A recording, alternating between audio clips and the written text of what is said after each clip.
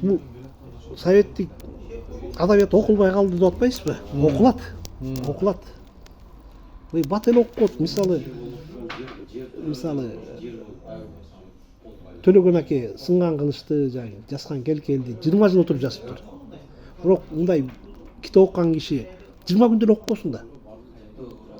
Кат окусаң 20 саатта үстүртөн окуп коюшуң мүмкүн. А мындай конспекттеп кайра окусаң 20 күн кетти деп койсоң, бир детальный майдасына чейин ким кайерде эмне болгонун десең 20 күндө убакыт деп койгондо деле советтик адабият деле эмгек да, эмгек калбайт да, окулат. Советтик просто биз азыр ушундай кымгылт заманда жашап атабыз. Просто биздин азыр курсак көзүбүз тойбой жатыр да, эмесе өтө бизде байлар көп. Өтө көп. Жанагы айтат го. Неме деп.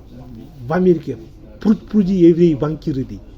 Бизде де пруд-пруди еврей неме деле Кыргызстан миллионерлер бар. Жайнап атыр. Сен ойлап атыр элдин баары совет. Мен эмне гана сөздөрдү айткан жокмун, чыккен китебин чыгарам деп жүргөндү. Өлүп калган кишинин китебин чыгарып эмне кыласың дегенде айтты. Мындай бир карапайым киши айтса бир жөн го. Кимдер айтты дей. Ошол эле зам министр болуп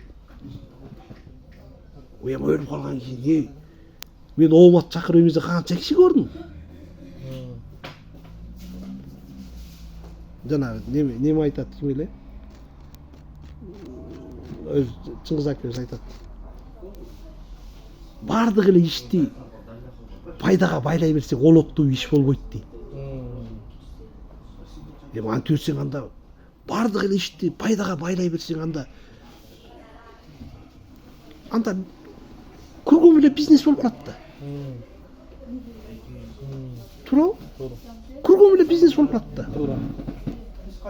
Бардыгын эле бизнеске байлай берсең, пайда болобу, пайдасы чыгабы дей берсең анда караң кишинин иши да, караң кишинин сөзү. Советтик адабият деле окулат, эми кантип окулбай койсун? Көз чаптырып өтөт го.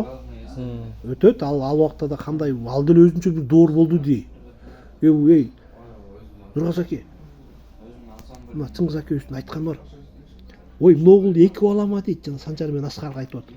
Советтик бийлик кантип орношконун түшүндүрө албай зээним кейит дейт. Укмуш күч менен орноту дейт советтик бийлик деле. Эмесе элдин 5% эл каттааныган 95% эл караңгы болчу да. Ошодон 100% чыгарды да. Туурабы? Туурабы? Ал маселе бар. Ал просто временный элдердин ичинде ал деп жаратпай койгон окуйт го. Эмгекти ал дегенде. Эмне деген эмгеги? Просто биз көбүрөөк азыр бизнеске көңүл буруп калдык да. Бизнес, мотивация. Тыйын. Жанагы таң аткандан кечке чейин эле тыйындын сөзүн эле сүйлөйбүз да. Пайда болобу? Пайда жок. Пайда жок болсо анда бүт жапты кетип калат. Сүйлөшпөйт, звонт этпейт. Пайда жок. Бир жактуу болуп баратабыз да. Заман бир жактуу эле жүрө бербейт да. Элдин да курсагы тоет, доор алмашат. Бир баалуулуктар алмашат да. Туурабы? Анан